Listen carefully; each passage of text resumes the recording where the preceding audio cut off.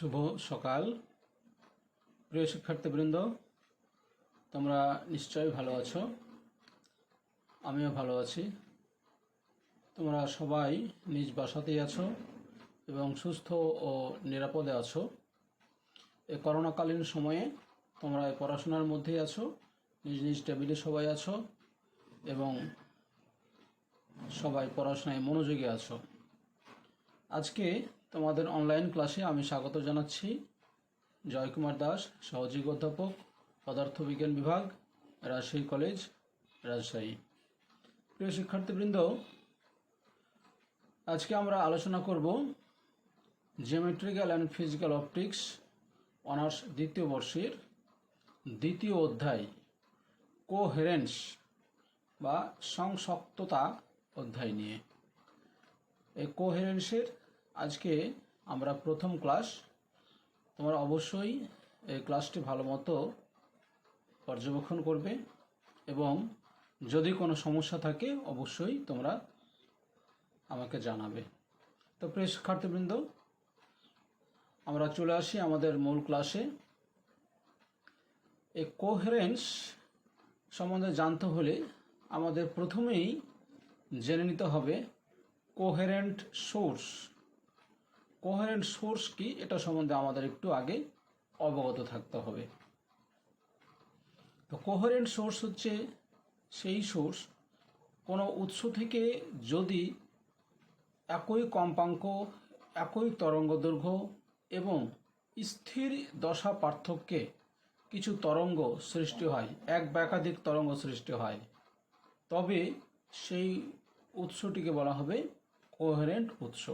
অর্থাৎ কোহেরেন্ট উৎস থেকে সৃষ্ট তরঙ্গ সমূহের সকলেরই কম্পাঙ্ক একই হবে, সকল তরঙ্গগুলোর তরঙ্গদৈর্ঘ্য একই হবে এবং সকল তরঙ্গগুলোর যে কোনো সময় বা যে কোনো মুহূর্তে দশা পার্থক্য অবশ্যই স্থির থাকবে বা দশা পার্থক্য সমান থাকতে হবে। তাহলে সেই উৎসকে বলা হবে কোহেরেন্ট উৎস বা কোহেরেন্ট সোর্স। প্রিয় শিক্ষার্থীবৃন্দ, এই পদার্থবিজ্ঞানে এই কোহেরেন্ট সোর্স খুবই গুরুত্বপূর্ণ একটি বিষয়। কারণ তোমরা ইতিমধ্যে হয়তো পড়েছো এইচএসসি লেভেল থেকে যে ইন্টারফারেন্স অফ লাইট, আলোর যে ব্যতিচার, সেটা সৃষ্টির জন্য আমাদের কোহেরেন্ট সোর্সের প্রয়োজন হয়। কোহেরেন্ট সোর্স ছাড়া আমরা কখনোই ব্যতিচার সৃষ্টি করতে পারি না। অতএব কোহেরেন্ট সোর্স যে খুবই গুরুত্বপূর্ণ বিষয়, এটা আমরা বুঝতে পারছি। তো শিক্ষার্থীবৃন্দ, এখানে তোমরা চিত্রে দেখো, এখানে একটি কোহেরেন্ট সোর্স দেখানো হয়েছে। এই সোর্স থেকে, উৎস থেকে যে তরঙ্গ, অনেকগুলো তরঙ্গ সৃষ্টি হয়েছে। প্রতিটি তরঙ্গর এখানে কম্পাঙ্ক সমান, তরঙ্গ দৈর্ঘ্য সমান এবং দশা যে কোনো মুহূর্তে তাদের দশা পার্থক্যও সর্বদা সমান আছে। তাহলে এই সোর্সটিকে আমরা বলবো কোহেরেন্ট সোর্স। এখানে সিঙ্গেল স্লিট থেকে দেখানো হয়েছে। তো প্রিয় শিক্ষার্থীবৃন্দ, আমরা কোহেরেন্ট সোর্স আমাদের জেনে গেলাম। তাহলে কোহেরেন্ট সোর্স থেকে যে তরঙ্গ সৃষ্টি হয়, সেই তরঙ্গের যে বৈশিষ্ট্য, কিছু বৈশিষ্ট্য নিয়ে আমাদের আজকের আলোচনা। সেই তরঙ্গের কিছু বৈশিষ্ট্যের নামই হচ্ছে সংসক্ততা। আমরা জানি যে কোনো উৎস থেকে যে তরঙ্গ সৃষ্টি হয়, সেই তরঙ্গগুলো কি সাইন সদৃশ আচরণ করে। সাইন সদৃশ আচরণ করে, অর্থাৎ এরা সাইন ওয়েভ বলা হয় এক কথায়। এবং সেই তরঙ্গের ধর্মকে কোহেরেন্স বলা হবে যদি তরঙ্গের আদর্শ ধর্ম, এটা একটা তরঙ্গের আদর্শ ধর্ম যাকে কোহেরেন্স বলা হবে, যা সর্বদাই স্থির ব্যতিচার সৃষ্টি করবে। অর্থাৎ কোনো উৎস থেকে সৃষ্ট তরঙ্গ যদি সাইন সদৃশ আচরণ করে এবং স্থির ব্যতিচার প্রদর্শন করে, তবে তরঙ্গের সেই বৈশিষ্ট্যটাকেই বলা হবে কোহেরেন্স। এই কোহেরেন্স স্থানের সাপেক্ষেও হতে পারে বা বিভিন্ন সময়ের সাপেক্ষেও হতে পারে। যদি স্থানের সাপেক্ষ হয় তাহলে স্থানের বিভিন্ন বিন্দু, আর যদি সময়ের সাপেক্ষ হয় তাহলে সময়ের বিভিন্ন মুহূর্তের তরঙ্গের বৈদ্যুতিক ক্ষেত্রের মধ্যে স্থির দশা সম্পর্ক সর্বদাই সে প্রকাশ করে থাকে। হ্যাঁ, তাহলে সেটাই হচ্ছে তরঙ্গের কোহেরেন্স। তাহলে প্রিয় শিক্ষার্থীবৃন্দ, কোহেরেন্স সম্বন্ধে আমরা জানলাম যে এটা একটি তরঙ্গের বৈশিষ্ট্য, যা বা একটি আদর্শ ধর্ম। প্রথম শর্তে হচ্ছে যে এটা সর্বদাই স্থির ব্যতিচার প্রদর্শন করবে। আর আমরা এটুকুও জানি যে প্রতিটি তরঙ্গের বৈদ্যুতিক ক্ষেত্র আছে এবং চৌম্বক ক্ষেত্রও আছে। তো এই বৈদ্যুতিক ক্ষেত্রর যদি সময় স্থান হয়, তাহলে স্থানের বিভিন্ন বিন্দুর মধ্যে সৃষ্ট যে তরঙ্গ, সেই তরঙ্গগুলোর বৈদ্যুতিক ক্ষেত্রের স্থির দশা প্রদর্শন করবে। আর যদি সময় হয়, তবে সময়ের বিভিন্ন মুহূর্তের যে তরঙ্গ সৃষ্টি হবে, সেই তরঙ্গগুলোর যে বৈদ্যুতিক ক্ষেত্র থাকবে, সেই বৈদ্যুতিক ক্ষেত্রের স্থির দশা সম্পর্ক প্রদর্শন করবে বা প্রকাশ করবে। তাহলে তরঙ্গের সেই আদর্শ ধর্মকেই আমরা বলবো কোহেরেন্স। শিক্ষার্থীবৃন্দ, এখানে চিত্রে দেখো যে বেশ কয়েকটি তরঙ্গ এখানে দেখানো হয়েছে। ওপরে ব্লু, তারপরে গ্রিন, তারপরে রেড। এই তরঙ্গগুলো সকলেই কিন্তু স্থির ব্যতিচার প্রদর্শন করছে এবং এরা সাইন সদৃশ আচরণ করছে। এবং এখানে যে তড়িৎ ক্ষেত্র সৃষ্টি হয়েছে, এই তড়িৎ ক্ষেত্রের মধ্যে সময়ের বিভিন্ন মুহূর্তের মধ্যে স্থির দশা সম্পর্ক বজায় আছে এবং স্থানের বিভিন্ন বিন্দুর মধ্যেও কিন্তু স্থির দশা সম্পর্ক বজায় আছে। তাহলে আমরা এই তরঙ্গের এই ধর্মকে আমরা বলতে পারবো কোহেরেন্স। তাহলে প্রিয় শিক্ষার্থীবৃন্দ, আমরা কোহেরেন্স সম্বন্ধে আমরা জেনে গেলাম। প্রিয় শিক্ষার্থীবৃন্দ, এবার আমরা চলে যাই কোহেরেন্স কাল। তা আমরা জানি যে একটি তরঙ্গের যে আদর্শ ধর্ম এই কোহেরেন্স, এটা একটি নির্দিষ্ট সময় পর্যন্ত কিন্তু এটা সাইন সদৃশ আচরণ করে, বা তার সময়ের বিভিন্ন মুহূর্তের যে তরঙ্গগুলো সৃষ্টি হয়, সেই তরঙ্গের বৈদ্যুতিক ক্ষেত্রের একটা নির্দিষ্ট সময় পর্যন্ত সে স্থির দশা পার্থক্য বজায় রাখে। তাহলে যে সময় যাবৎ এই তরঙ্গ এই স্থির দশা পার্থক্য বিদ্যমান থাকে বা সাইন সদৃশ আচরণ করে, সেই সময়কেই বলা হবে কোহেরেন্স কাল বা কোহেরেন্স সময়।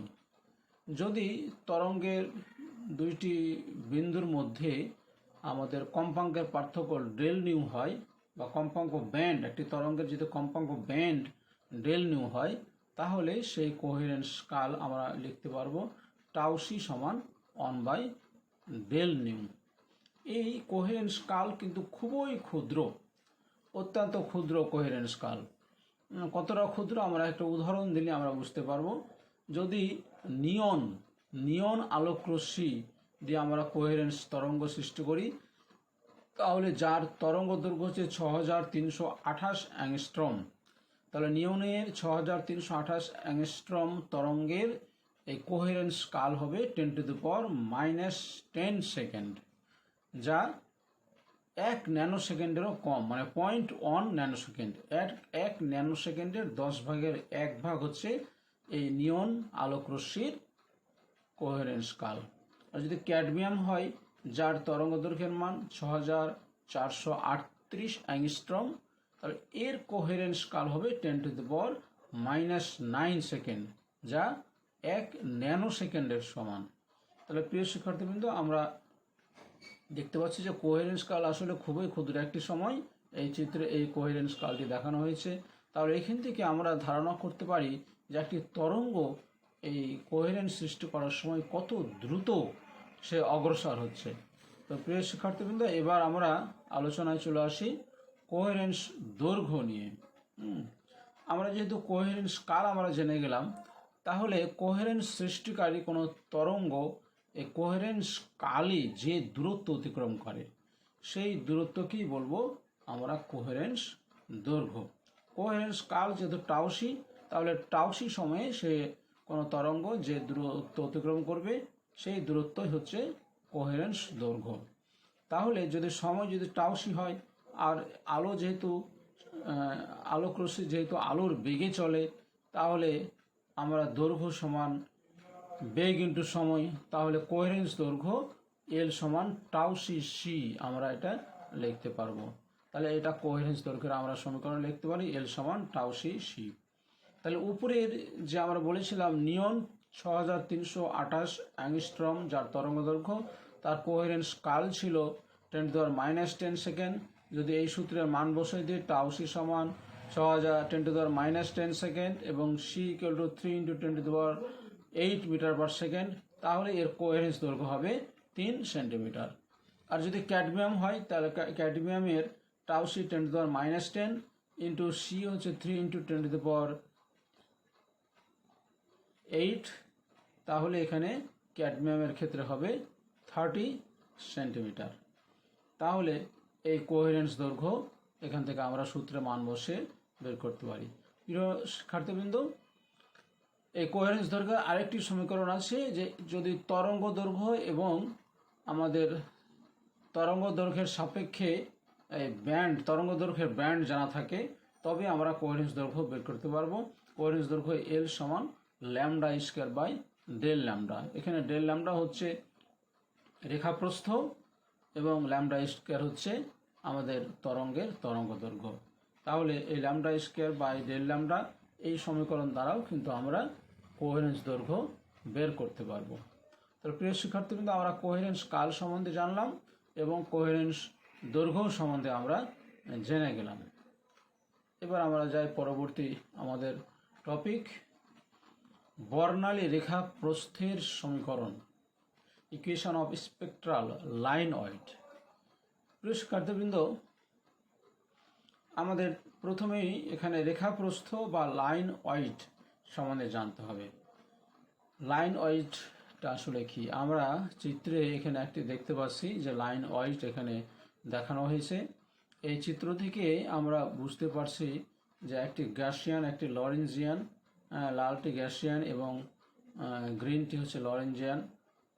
এখানে উভয়েরই অপটিক্যাল ফ্রিকোয়েন্সি কিন্তু সেম, অর্থাৎ যে কোনো তরঙ্গের কিন্তু একটি লোয়ার কাট অফ ফ্রিকোয়েন্সি থাকে যেই ফ্রিকোয়েন্সি থেকে সেটা কাজ করা শুরু করে, এবং একটি আপার কাট অফ ফ্রিকোয়েন্সি থাকে যেই ফ্রিকোয়েন্সির পর আর কাজ করে না।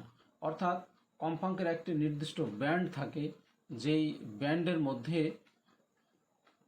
সেই তরঙ্গটি তার ক্ষমতা প্রদর্শন করে থাকে। তা আসলে এই কোনো উৎস থেকে সৃষ্ট যে বর্ণালী, সেই বর্ণালীর তো আবার একটি কম্পাঙ্ক থাকে না, বর্ণালীর থাকে অনেকগুলো কম্পাঙ্ক। এই অনেকগুলো কম্পাঙ্কর কিন্তু একটি নির্দিষ্ট ব্যান্ড থাকে। এই ব্যান্ডের মধ্যে দুইটি ফ্রিকোয়েন্সি, একটি হচ্ছে লোয়ার কাট অফ ফ্রিকোয়েন্সি, একটি আপার কাট অফ ফ্রিকোয়েন্সি।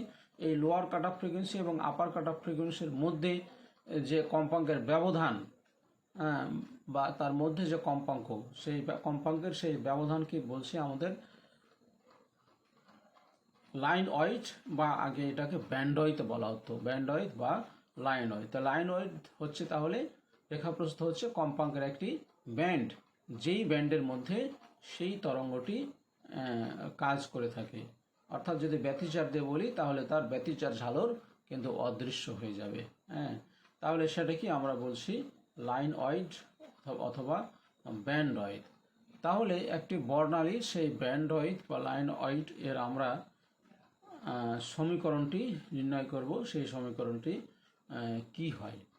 তো প্রিয় শিক্ষার্থীবৃন্দ, এখানে ব্যতিচার নিয়ে একটু কথাবার্তা আছে। আমরা দুইটি তরঙ্গ এখানে বিবেচনা করি। এখানে দুইটি তরঙ্গ দেখানো হয়েছে, একটি গ্যাসিয়ান একটি লরেঞ্জিয়ান, যার তরঙ্গ দৈর্ঘ্য যথাক্রমে আমরা ধরে নিই λ1 এবং λ2। তাহলে যদি এই দুটি তরঙ্গের তরঙ্গ দৈর্ঘ্য মান λ1 λ2 হয়, তবে মাইকেলসন ব্যতিচার মাপক যন্ত্রে ব্যতিচার ঝালর অদৃশ্য হবে। এই ব্যতিচার ঝালর অদৃশ্য হতে হলে একটি শর্ত মেনে চলতে হবে।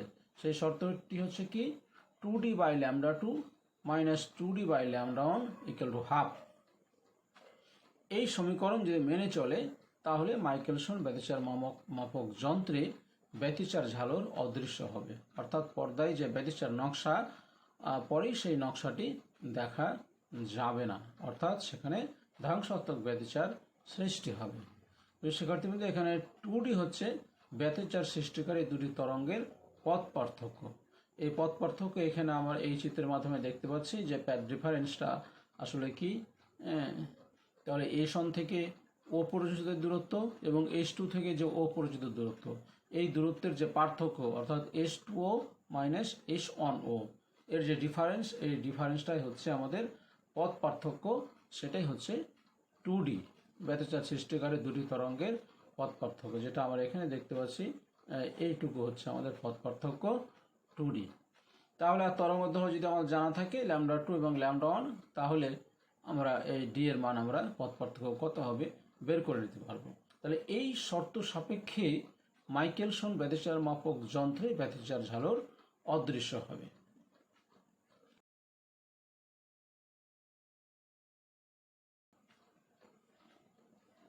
তাহলে 1 নম্বর সমীকরণটিকে যদি আমরা একটু সিম্পলিফাই করি, তাহলে 2D কমন নিয়ে আমরা পাই 1/λ2 মাইনাস 1/λ1 ইকুয়াল টু হাফ, বা 2D সমান λ1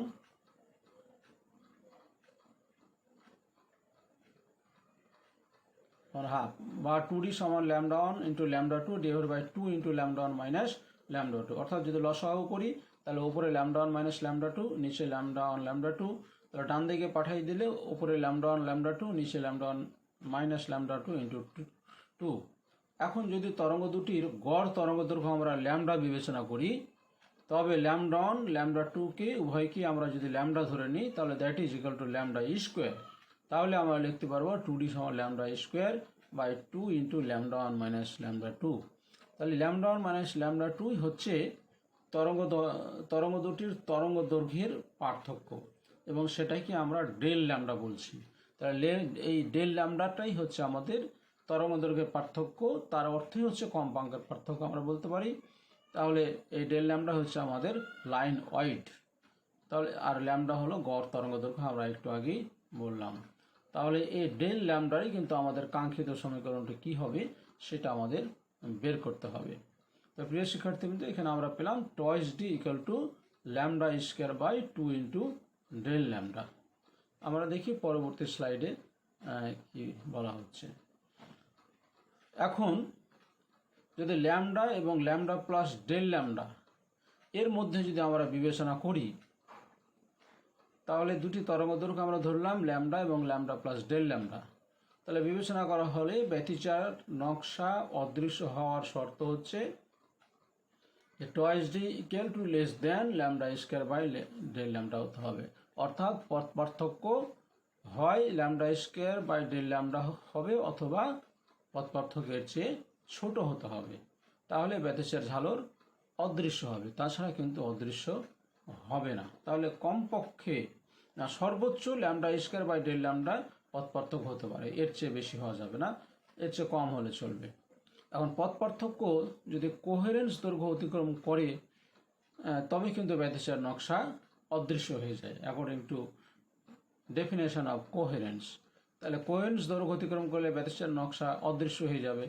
তাহলে আমরা বলতে পারি যে ল্যামডা এবং ল্যামডা প্লাস ডেল ল্যামডার মধ্যে বিম্ব সকল তরঙ্গ দৈর্ঘ্য ধারণ করতে পারবে। যদি সকল তরঙ্গ দৈর্ঘ্য ধারণ করে, তাহলে আমরা জানি কোহেরেন্স দৈর্ঘ্য যদি এল হয়, কোহেরেন্স দৈর্ঘ্য এল হলে ডেল ল্যামডা আমরা আগে বের করেছি lambda square by L, del lambda সমান ল্যামডা স্কোয়ার এল। তাই যদি হয়, আবার কোহেরেন্স সময় যদি টাউ সি হয় এবং আলোর বেগ সি হয়, তাহলে এল সমান হচ্ছে টাউ সি সি, এল সমান টাউ সি সি।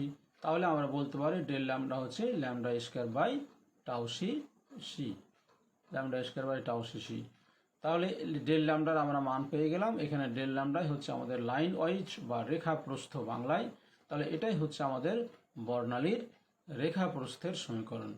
তাহলে প্রিয় শিক্ষার্থীবৃন্দ, যদি আমাদের বর্ণালীর রেখা প্রস্থের সমীকরণ বা লাইন ওয়াইডের সমীকরণ বের করতে বলে, তবে আমরা এই পর্যন্ত বের করব।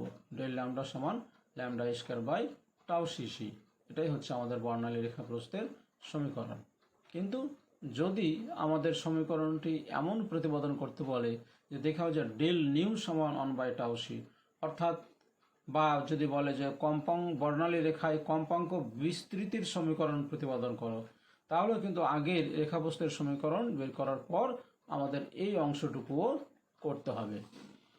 তাহলে ওই আগের অংশটুকু করার পর যদি আলোর কম্পাঙ্ক নিউ এবং তরঙ্গদৈর্ঘ্য ল্যামডা হয়, তাহলে নিউ সমান সি বাই ল্যামডা। এটা আমরা সহজেই লিখতে পারি, আমরা সবাই জানি নিউ সমান সি বাই ল্যামডা। তাহলে আমরা বলতে পারবো যেটাকে যদি এই সমীকরণকে যদি আমরা ব্যবকলন করি, তাহলে ব্যবকলন করে আমরা বলতে পারবো ডেল নিউ সমান C by lambda square del lambda. ব্যবকলন করে আমরা এটা বলতে পারবো c by lambda square del lambda. Minus আসবে, মাইনাসটা আমরা নেগলেক্ট করেছি। বা ডেল নিউ সমান হচ্ছে C by lambda square into del ল্যামডার মান বসিয়ে দিলাম ল্যামডা স্কোয়ার বাই এল। তাহলে ডেল নিউ সমান আসলো C by lambda square into lambda square by L. তাহলে ল্যামডা স্কোয়ার কেটে যেয়ে সমান সি বাই এল। তাহলে ডেল নিউ সমান সি বাই এল। আবার এল সমান আমরা জানি টাউ সিসি। এল সমান টাউ সিসি। এল এর মান যদি আমরা টাউ সিসি বসিয়ে দিই, তাহলে অতএব ডেল নিউ সমান C by tau C C. C কেটে যেয়ে আমাদের পেয়ে যাচ্ছে যে ফাইনালি ডেল নিউ সমান 1 বাই টাউ সি।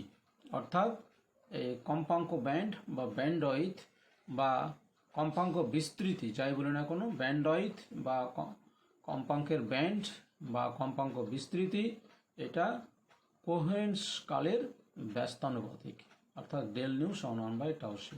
তাহলে প্রিয় শিক্ষার্থীবৃন্দ, যদি আমাদের কম্পাঙ্ক ব্যান্ড বা কম্পাঙ্ক বিস্তৃতি বা এই সমীকরণটি উঠিয়ে দেই, তবে আমাদের প্রথম থেকে শুরু করে এই পর্যন্তই করতে হবে। আর যদি রেখা প্রস্থের সমীকরণ বলে, তবে আগের স্লাইডে শেষ হয়ে যাবে। আর কম্পাঙ্ক ব্যান্ড বললে এই পর্যন্ত আমাদের করতে হবে। তাহলে প্রিয় শিক্ষার্থীবৃন্দ, আমরা বর্ণালী রেখার কম্পাঙ্ক বিস্তৃতি এবং সেই সাথে সাথে রেখা প্রস্থের আমরা সমীকরণটি আমরা প্রতিপাদন করলাম। এবার কোহেরেন্সের প্রকারভেদ। কোহেরেন্স অর্থাৎ তরঙ্গগুলো কিভাবে সৃষ্টি হচ্ছে বা কিভাবে তাদের সেই আদর্শ ধর্ম প্রদর্শন করছে, এটার উপর ডিপেন্ড করে এই কোহেরেন্সকে দুই ভাগে ভাগ করা হয়েছে। এটা হচ্ছে স্থানিক কোহেরেন্স, স্পেশিয়াল কোহেরেন্স, এবং 2 নম্বর কালিক কোহেরেন্স বা টেম্পোরাল কোহেরেন্স। স্থানিক কোহেরেন্স তার মানে আমরা বলছি এটা স্থানের সাথে সম্পর্কিত। তাহলে স্থানের বিভিন্ন বিন্দুর মধ্যে যে তরঙ্গগুলো সৃষ্টি হয়, সেই তরঙ্গগুলোর যে বৈদ্যুতিক ক্ষেত্র থাকে, তাদের মধ্যে স্থির দশা সম্পর্ক যদি বজায় রাখে, তবে সেই কোহেরেন্সকে বলবো আমরা স্থানিক কোহেরেন্স। অর্থাৎ স্থানের বিভিন্ন বিন্দুতে সৃষ্ট তরঙ্গের বৈদ্যুতিক ক্ষেত্রের মধ্যে স্থির দশা সম্পর্ক বজায় রাখবে, তাহলে আমরা সেটা স্থানিক কোহেরেন্স বলবো। আর কালিক কোহেরেন্স বা টেম্পোরাল কোহেরেন্স, কালিক অর্থাৎ সময়ের বিষয় এখানে। তাহলে সময় হলে সময়ের বিভিন্ন মুহূর্ত হবে। সময়ের বিভিন্ন মুহূর্তে যে তরঙ্গ সৃষ্টি হয়, সেই তরঙ্গগুলোর যে বৈদ্যুতিক ক্ষেত্র থাকে, সেই বৈদ্যুতিক ক্ষেত্রগুলোর মধ্যে স্থির দশা সম্পর্ক যদি বজায় রাখে, তবেই সেই কোহেরেন্সকে বলবো আমরা কালিক কোহেরেন্স। তাহলে স্থানিক কোহেরেন্স সময়ের সাথে সম্পর্কযুক্ত এবং স্থানিক কোহেরেন্স স্থানের সাথে সম্পর্কযুক্ত এবং কালিক কোহেরেন্স সময়ের সাথে সম্পর্কযুক্ত। কিন্তু উভয়ই কি করে?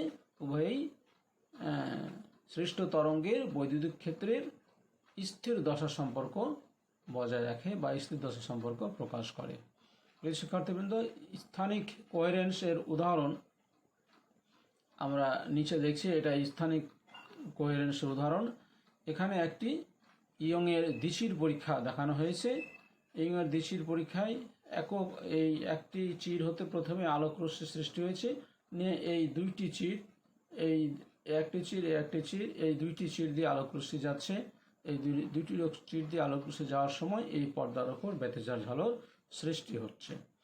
কিন্তু প্রিয় শিক্ষার্থীবৃন্দ, যদি আমরা এই চিরদ্বয়ের দূরত্ব আস্তে আস্তে বাড়াতে থাকি, চিরদ্বয়ের দূরত্ব যদি বাড়তে থাকে, তাহলে কি হবে? চিরদ্বয়ের দূরত্ব বাড়তে থাকলে কোহেরেন্স হ্রাস পেতে থাকবে।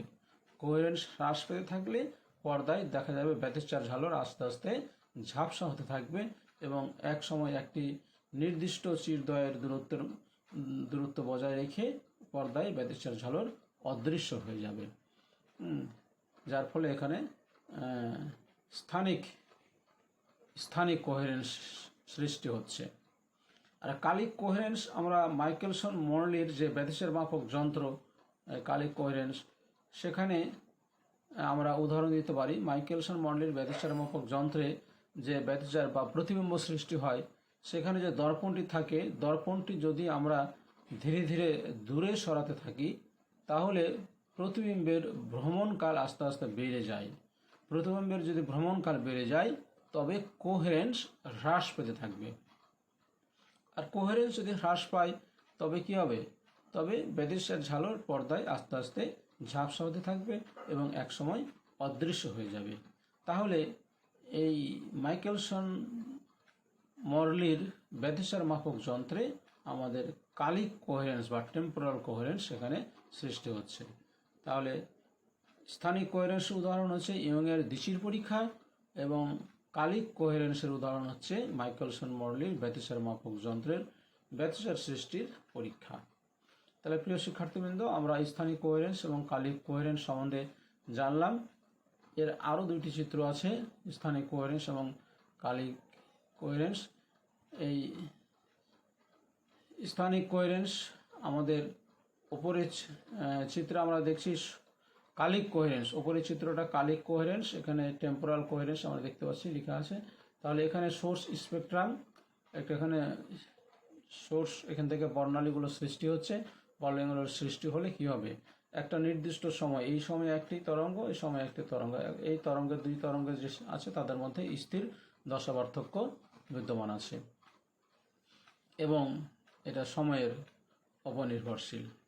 আর নিচে যেটা আছে সেটা হচ্ছে সময়ের উপর নির্ভরশীল নয়, সেটা হচ্ছে একই সময়ে সংঘটিত হয়েছে। এটা সোর্স স্পেকট্রাম, এখান থেকে বর্ণালী সৃষ্টি হয়েছে, একই সময়ে সংঘটিত হয়েছে, কিন্তু স্থান তাদের আলাদা, স্থানগুলো বিভিন্ন বিন্দু আলাদা। দুইটি বিন্দুর মধ্যে দুইটি তরঙ্গ সৃষ্টি হয়েছে, যেখানে তরঙ্গদের মধ্যে স্থির দশা পার্থক্য এবং স্থির ব্যতিচার বিদ্যমান রয়েছে, স্থির দশা পার্থক্য বিদ্যমান রয়েছে।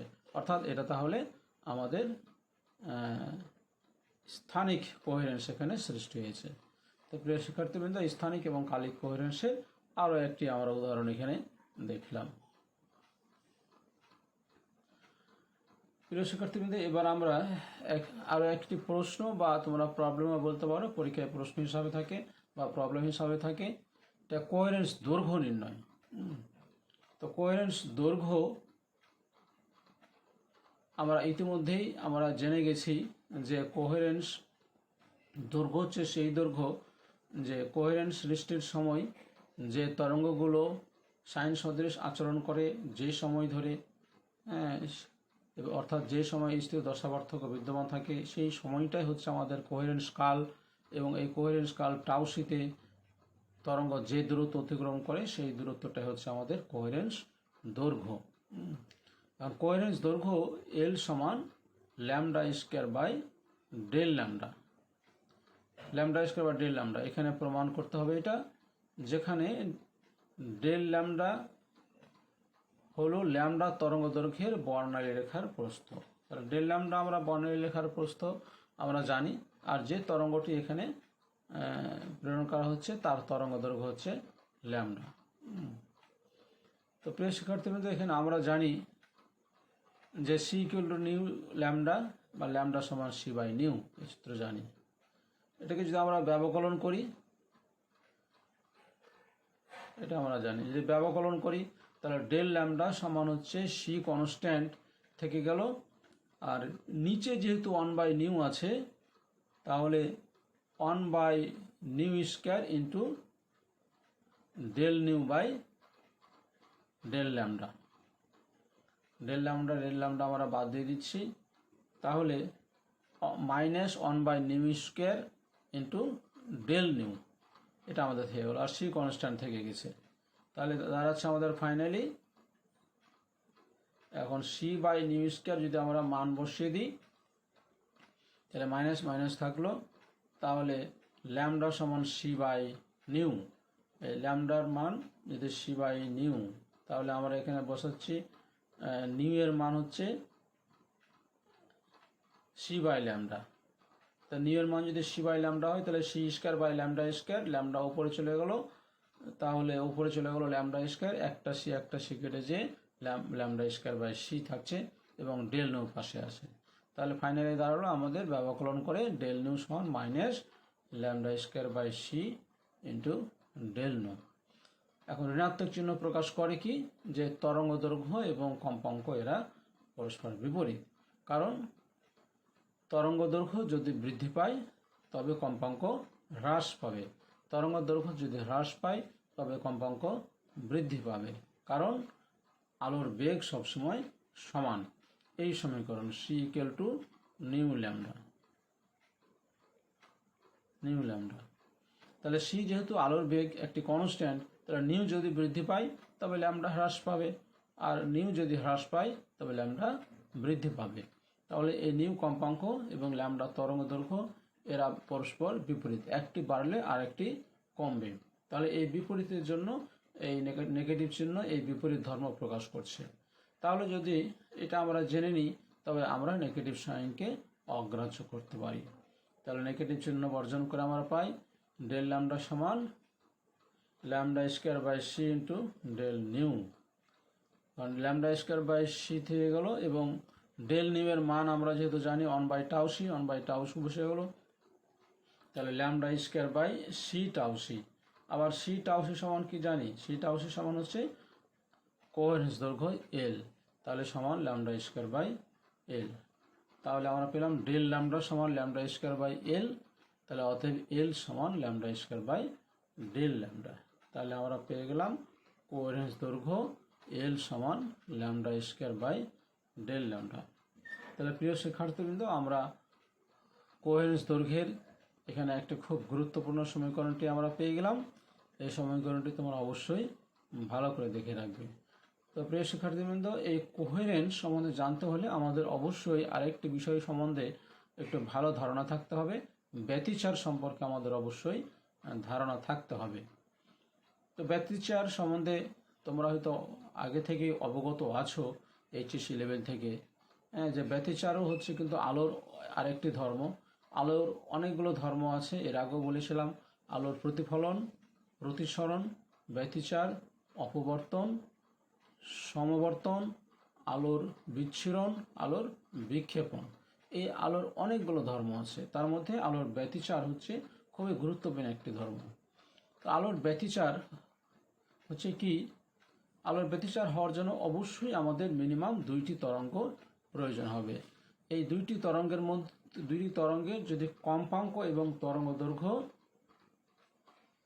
একই হয়, কম্পাঙ্ক এবং তরঙ্গ দৈর্ঘ্য একই মানে প্রায় সমান হয়, কম্পাঙ্ক বা তরঙ্গ দৈর্ঘ্য যদি প্রায় সমান হয় এবং যে কোনো মুহূর্তে তাদের যদি দশা পার্থক্য প্রায় সমান থাকে তবে ওই তরঙ্গদ্বয় যদি একে অপরের উপর উপরিপাতিত হয় তবে পর্দার উপরে কখনো অন্ধকার সৃষ্টি হবে বা কখনো আলোকিত উজ্জ্বল সৃষ্টি হবে। অর্থাৎ পর্দায় কখনো ব্যতিচার ঝালর উজ্জ্বল দেখাবে, কখনো ব্যতিচার ঝালর অদৃশ্য হয়ে যাবে। এই আলো অন্ধকারের একটি বিষয় এখানে খেলা করবে। আলোর এই গুরুত্বপূর্ণ এই বিষয়টি নামকরণ করা হয়েছে আলোর ব্যতিচার হিসাবে। এই জন্য ব্যতিচার যদি উজ্জ্বল আলো প্রকাশ পায় তাহলে সেটাকে আমরা বলি গঠনমূলক ব্যতিচার, কারণ সেখানে আমাদের ব্যতিচার নকশা আমরা দেখতে পাচ্ছি তৈরি হচ্ছে, চলো এটাকে আমরা গঠনমূলক ব্যতিচার বলে থাকি। আর যদি ব্যতিচার ঝালর অদৃশ্য হয়ে যায় তাহলে এখানে কোনো কিছু থাকছে না, ধ্বংস হয়ে যাচ্ছে, এই জন্য এটাকে আমরা ধ্বংসাত্মক ব্যতিচার বা ডিস্ট্রাকটিভ ইন্টারফারেন্স মানে বলে থাকি। তাহলে ব্যতিচার দুই ধরনের হয়, কনস্ট্রাকটিভ ইন্টারফারেন্স এবং ডিস্ট্রাকটিভ ইন্টারফারেন্স, এই দুই ধরনের ব্যতিচার হয়।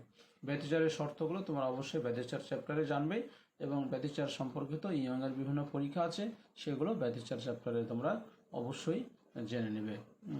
তো প্রিয় শিক্ষার্থীবৃন্দ, আজকে আমরা কোহেরেন্স সম্বন্ধে আলোচনা করলাম। আলোর যে একটি আদর্শ ধর্ম কোহেরেন্স, যেটা স্থির ব্যতিচার সৃষ্টি করে, সেই কোহেরেন্স খুবই গুরুত্বপূর্ণ একটি বিষয়। এটা নিয়ে কোহেরেন্স সম্বন্ধে জানলাম, কোহেরেন্স সোর্স সম্বন্ধে জানলাম, কোহেরেন্স কাল সম্বন্ধে জানলাম, কোহেরেন্স দৈর্ঘ্য সম্বন্ধে জানলাম এবং একটি বড় প্রশ্ন বর্ণালীর রেখাপ্রস্থের সমীকরণ এবং সেই সাথে রেখাপ্রস্থ এবং ব্যান্ডউইথ সম্বন্ধে আমরা জানলাম এবং তার সমীকরণ বের করলাম রেখাপ্রস্থের, এবং সেই সাথে সাথে আমরা কম্পাঙ্ক বিস্তৃতিরও একটি সমীকরণ আমরা প্রতিপাদন করলাম এবং শেষে আমরা কোহেরেন্স দৈর্ঘ্যের একটি সমীকরণ প্রতিপাদন করলাম, যেটা তোমাদের জন্য খুবই গুরুত্বপূর্ণ। তো প্রিয় শিক্ষার্থীবৃন্দ, আমরা কোহেরেন্স নিয়ে আজকে এ পর্যন্ত রাখবো। তো তোমরা অবশ্যই এই কোহেরেন্স অংশটুকু, যেটুকু আজকে পড়া হলো সেইটুকু তোমরা নিশ্চয় অনুধাবন করতে পেরেছো। খুবই গুরুত্বপূর্ণ একটি বিষয়। তোমরা যদি কোনো পয়েন্টে, কোনো জায়গায় যদি তোমাদের কোনো সমস্যা থাকে, তাহলে অবশ্যই তোমরা আমার সাথে যোগাযোগ করবে, কারণ কোনো সমস্যাই কিন্তু রাখা যাবে না। আর তোমাদের কাছে যে বইপত্র আসে সেই বইপত্র দেখবে, সেই বইপত্র এই বিষয়গুলো কিছু কিছু আছে, হয়তো সবগুলো নাও থাকতে পারে। তাই কোনো সমস্যা হলে অবশ্যই তোমরা আমার সাথে যোগাযোগ করবে, আমি তোমাদের সমস্যা সমাধান করে দেওয়ার জন্য চেষ্টা করব। তো প্রিয় শিক্ষার্থীবৃন্দ, এই কোহেরেন্স নিয়ে আজকের আলোচনা এখানে আমরা রাখছি। তোমরা এই করোনাকালীন সময়ে তোমরা নিশ্চয়ই সবাই বাসাতেই আছো এবং বাসায় পড়ার টেবিলেই সবাই আছো। তো অবশ্যই তোমরা সর্বদাই পড়ার টেবিলে থাকবা, কারণ তোমাদের হাতে হয়তো সামনের পরীক্ষার জন্য আর তোমরা খুব বেশি সময় পাবে না, তোমরা অল্প সময় হাতে পাবে এবং প্রতিষ্ঠান খুলে গেলেই হয়তো তোমাদের ফর্ম পূরণের ডেট হবে এবং পরীক্ষার ডেটও হয়তো জাতীয় বিশ্ববিদ্যালয় প্রকাশ করে দিবে। এই জন্য তোমরা যতটুকু সময় আর ছুটির মধ্যে পেয়ে যাচ্ছ, এই সময়টুকুকে তোমরা টেবিলে বসে কাজে লাগাও। আর কোনো সমস্যা থাকলে অবশ্যই আমার সাথে যোগাযোগ করবা। তো তোমরা অবশ্যই বাসায় থাকবে, অতি প্রয়োজন ছাড়া কখনো বাসার বাইরে বের হবে না। আর যদি বাসার বাইরে বের হও অতি প্রয়োজনে, তাহলে অবশ্যই মাস্ক ব্যবহার করবে, নিজে মাস্ক পরবে, অন্যদের মাস্ক পরতে পরামর্শ দেবে এবং সহযোগিতা করবে। তোমাদের সকলের সুস্থ দেহ, সুস্থ মন এবং উত্তরোত্তর উজ্জ্বল ভবিষ্যৎ কামনায় আজকের এই অনলাইন ক্লাস এখানেই শেষ করছি। এই ক্লাসটি মনোযোগ দিয়ে শোনার জন্য তোমাদের সবাইকেই ধন্যবাদ জানাচ্ছি।